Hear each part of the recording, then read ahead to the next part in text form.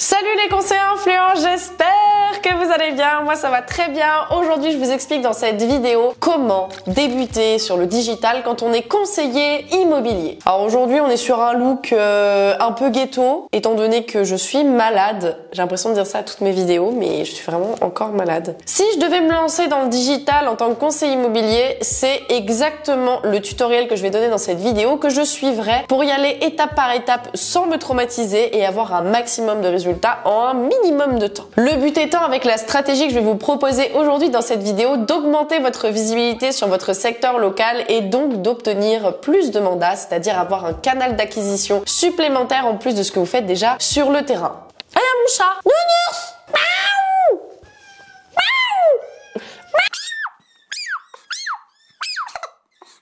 Nounours.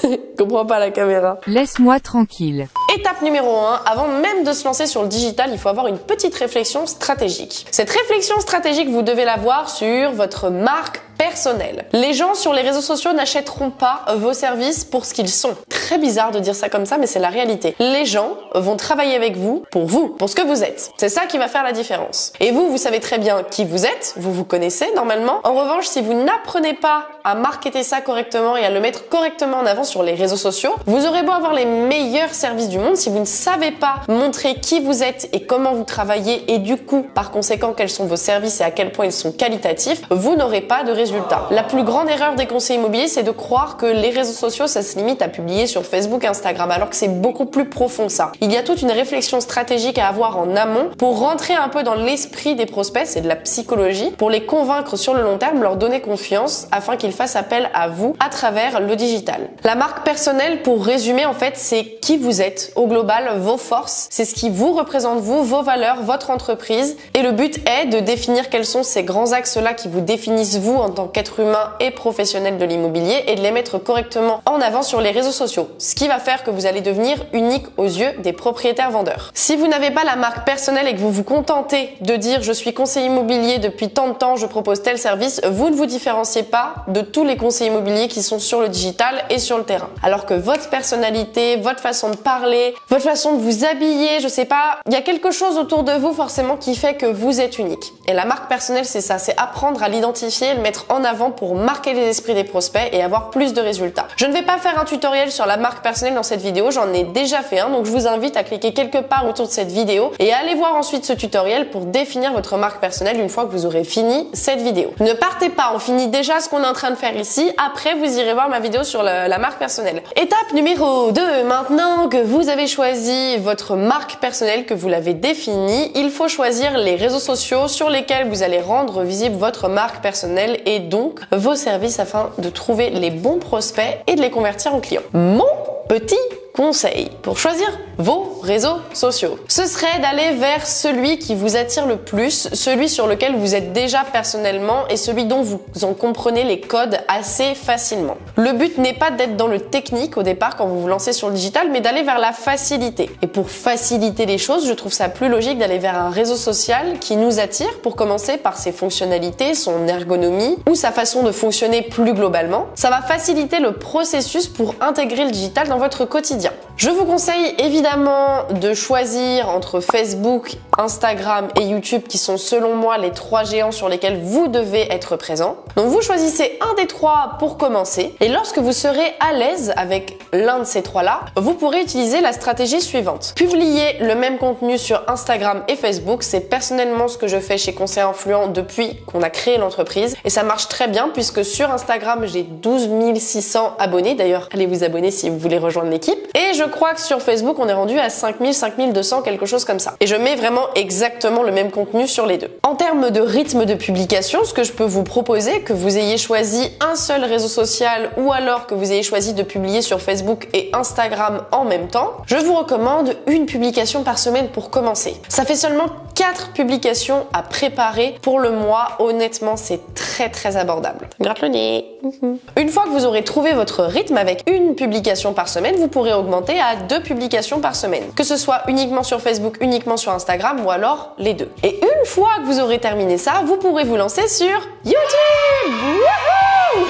Pourquoi YouTube? Eh bien parce que, étape numéro 3, Pourquoi Pourquoi YouTube? Parce que grâce à YouTube, vous pouvez arriver en top recherche sur Google. C'est-à-dire qu'un prospect qui va chercher conseil immobilier sur Toulouse, si vous avez fait des vidéos YouTube et que vous avez fait correctement les choses, vous allez arriver en top recherche de la recherche de ce prospect. Cette phrase était laide, mais claire, donc on va la laisser comme ça. 95% des recherches immobilières commencent sur Internet selon une étude Google. Si vous voulez choper ces 95% de parts de marché, vous devez donc vous rendre visible auprès des canaux qui sont utilisés par vos prospects pour se renseigner sur Internet pour leur projet immobilier. Et le canal principal, ça va être Google. On va lui demander comment je fais pour vendre ma maison, comment je fais pour trouver le bon agent immobilier. Grâce à YouTube, si vous répondez à toutes ces questions en vidéo, vous pouvez arriver en top recherche. Par exemple, pour conseiller influent, si je suis conseiller immobilier et que je tape sur Google quel matériel vidéo utiliser pour conseiller immobilier, pour me lancer sur les réseaux sociaux, eh bien je vais tomber en top recherche sur les vidéos de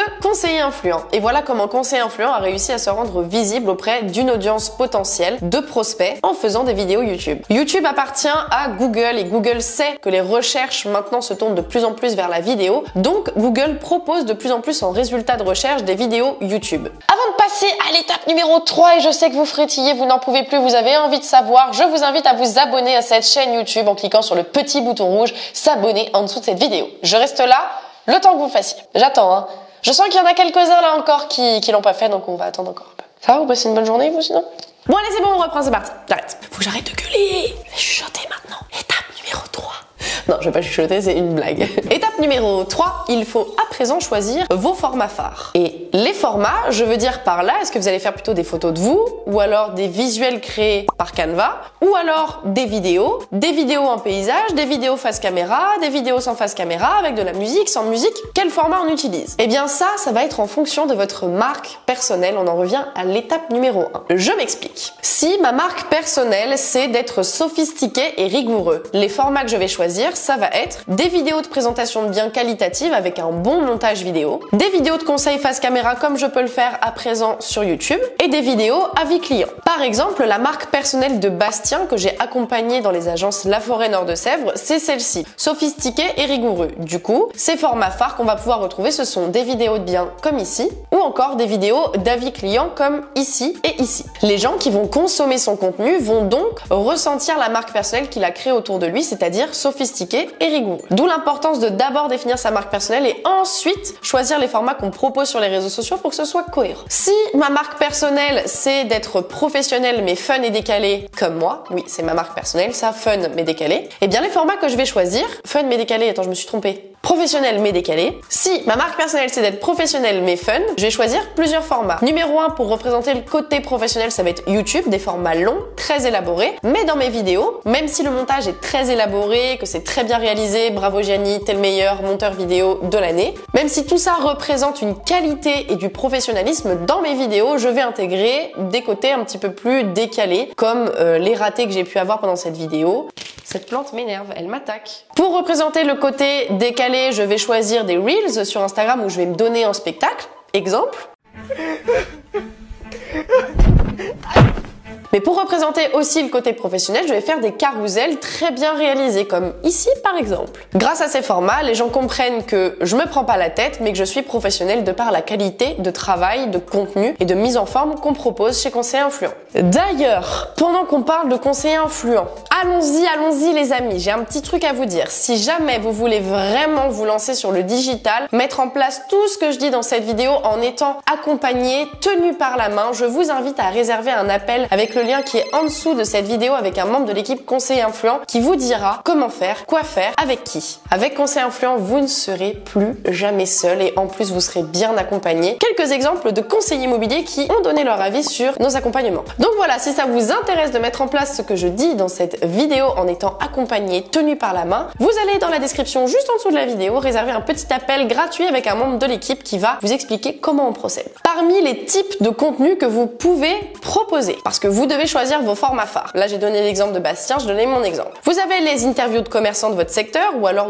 quand je dis de commerçants, ça peut être plus large aussi, ça peut être de gens de votre secteur, de personnes actives sur votre secteur. Vous avez les interviews de commerçants, présenter des biens, de préférence en vidéo, des conseils, donc soit en face caméra comme ça, soit en post, raconter les histoires de vos clients, de vos maisons, des ventes qui ont abouti, pas abouti, et j'ai plus d'inspiration, je sais plus. Mais déjà tout ça, vous avez le choix parmi tout ça. Choisissez seulement 2 formats phares sur vos réseaux sociaux. Par exemple, comme Bastien, si vous avez choisi sophistiqué et rigoureux, vous allez choisir seulement vidéo de biens et vidéo conseil face caméra. Par exemple, je dis vous allez comme si vous deviez le faire, mais c'est en fonction de votre marque personnelle et de ce que vous voulez produire sur vos réseaux sociaux. Limitez-vous à seulement 2 formats parce que vous allez voir que si vous vous éparpillez, vous allez vous dire ça représente trop de travail et au final vous n'allez pas le faire. Je vous connais. Au bout de 2 ans, je commence à vous connaître. La dernière partie de cette vidéo, étape numéro 4, s'organiser pour créer le contenu. Et l'organisation, c'est propre à chacun. Mon organisation ne sera pas la même que la vôtre. Voici plusieurs façons de fonctionner. Je vous invite à les tester et les optimiser en fonction de votre façon de fonctionner habituellement, votre emploi du temps, etc., etc.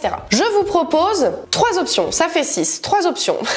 Option numéro 1, vous faites ça un petit peu tous les matins, de 9h à 10h par exemple. Option numéro 2, tous les vendredis, pendant 2 heures, vous vous posez pour voir votre emploi du temps de la semaine prochaine et organiser vos publications en fonction de ça. Par exemple, je me pose le vendredi de 9h à 11h, je regarde mon emploi du temps de la semaine prochaine, je vois que j'ai rendez-vous avec Madame Dupont, avec qui la vente s'est super bien passée, du coup, j'essaie de voir si je peux pas faire un tournage d'avis client avec elle. J'anticipe. Également, regardez votre emploi du temps de la semaine prochaine peut vous amener à vous poser 2 secondes et vous donner des idées de publication pour les semaines d'après. Troisième façon de faire, qui est ma façon de faire personnellement, vous vous posez toute une journée pour tout faire d'un coup. Le matin, vous trouvez les idées de contenu, vous les rédigez, vous faites les visuels, vous préparez les tournages. L'après-midi, vous faites les tournages, vous faites les montages vidéo, vous programmez les posts, etc., etc.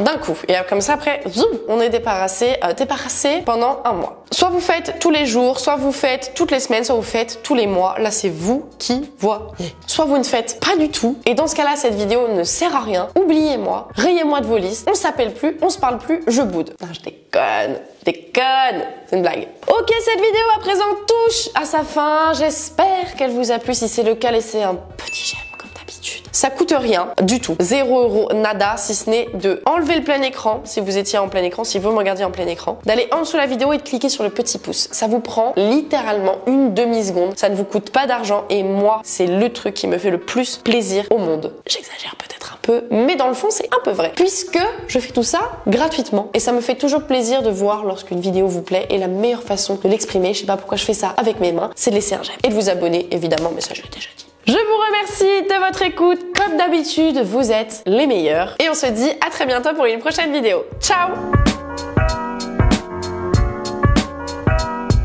Wouh! Bah dis donc, pas pris de drogue pourtant.